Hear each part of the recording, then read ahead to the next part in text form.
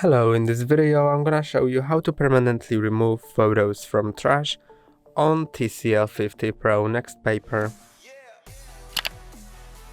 To delete photos from trash, go to the Photos app, and first I'm gonna delete a photo.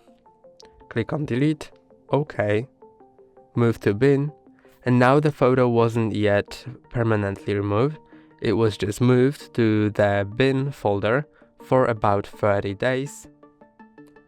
And to remove it permanently, go to collections, bin, and now you can select the photo you want to remove. And you can see it says 29 days left until permanently deleted. I can restore it or delete it permanently now. I'm gonna delete it now and click on delete permanently. That's all for today. Don't forget to like and subscribe. See you next time.